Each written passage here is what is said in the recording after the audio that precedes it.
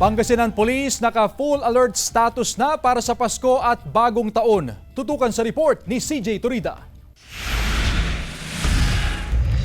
Naka-full alert status na ang Pangasinan Police para sa Pasko at Bagong Taon. Bahagi ito ng Oplan Ligtas Paskuhan ng Kapulisan na layong maging ligtas at payapa ang Yuletide season sa probinsya. Yung mga kapulisan natin na inatasan natin na dublehin yung pagkandak ng checkpoint natin. Nag-identify ang pulisya ng border control points para sa 24/7 na checkpoint operations upang mabantayan ang mga bakasyonista at bibisita sa probinsya.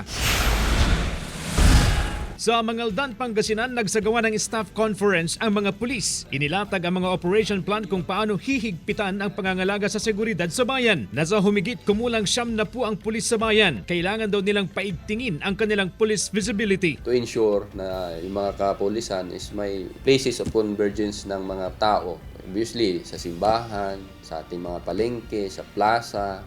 Tulad ni Police Staff Sergeant Crisanto Lemon na nakatalaga malapit sa pamilihang bayan. Bukod sa pagmamando sa Police Assistance Desk, inaayos din niyang lagay ng trapiko upang hindi magkaproblema ang mga motorista. Crime against property ang tututukan ng PNP tulad ng robbery hold-up at panluloob sa mga bahay. Kaya simula pa noong December 12, hindi na pinayagan magbakasyon ng mga miyembro ng pulisya upang full force ang kanilang pagbabantay ngayong holiday season. Maging alerto din tayo. Kakaasa kayo yung ating mga kapulisan ay ipaparamdam yung presensya sa komunidad para yung mga would-be criminals o mapagsamantala ay mapigilan natin na kayo ay mabiktima. Kasama si Henry Duminsil, CJ Torida, One North, Central Luzon.